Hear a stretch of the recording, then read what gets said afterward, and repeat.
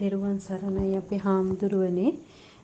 ඔබ වහන්සේ මේ අවුරුද්දේ පවත්වපු ආශිර්වාද පූජාව ගැන අපි මුලින්ම පූජා ගැන අපි මුලින්ම දැනගත්තේ මේ අවුරුද්දේ ජනවාරි වල.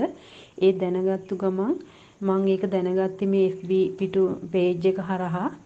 ඒ දැනගත්තු ගමන් ඔබ වහන්සේ මිහිඳු ආයතනය හරහා ඔබ වහන්සේගේ CD එකයි ඒ පොත් ටික ගෙන්නගෙන අපි ඒ විදිහට ජනවාරි මාසේ ඉඳන් ඒ වත්පිළිවෙත් ඒ කෑම බීම ඒ දේවල් අපි මේ මාස ටිකේම නොකඩවා අපි ඒ දේවල් කරා. ඒ කරලා අපි පෙබරවාරි මාසේ පූජාවටයි ජූනි මාසේ පූජාවටයි අපි සහභාගී වුණේ හාමුදුරුවනේ.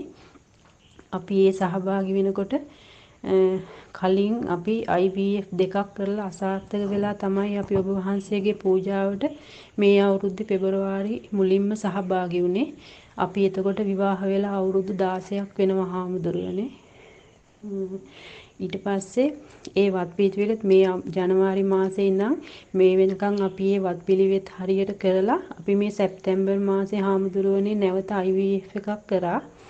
ඔබ වහන්සේට පින් සිද්ධ වෙන්න ඔබ වහන්සේගේ ඒ වත්පිළිවෙත් ඒ ටික සේරම කරලා මගේ ඒ තුන්වෙනි IVF එක මේ සැරේ සාර්ථක වෙලා හාමුදුරුවනේ.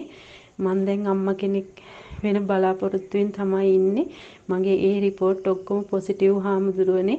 මම දැන් අම්මා කෙනෙක් වෙලා තියෙන්නේ හාමුදුරුවනේ. ඔබ වහන්සේගේ ඒ වත්පිළිවෙත් නිසා තමයි මම ලොකු විශ්වාසයකින් මේ තුන්වෙනි IVF එකට IVF එක කරේ.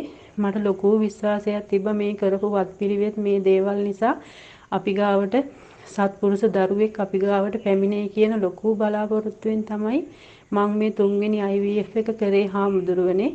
ඒ විදිහටම මගේ ඒ බලාපොරොත්තුව ඉෂ්ට වෙලා අද හාමුදුරුවනේ. ඔබ වහන්සේට ගොඩාක් පින් හාමුදුරුවනේ මේ කරන වැඩසටහනට. ඔබ වහන්සේගේ මෑණියන්ටත් ඒ පින් අත් වෙන්න ඕනේ හාමුදුරුවනේ. මං කියන්නේ අපි වගේ අවුරුදු ගණන් අපි අවුරුදු 16ක් හාමුදුරුවනේ.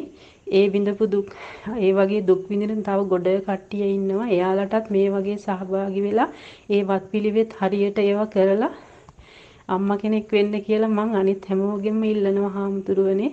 ඔබ වහන්සේට ගොඩාක් පින් අපිට මේ මඟ පෙන්වීම ලබා දුන්නට හාමුදුරුවනේ.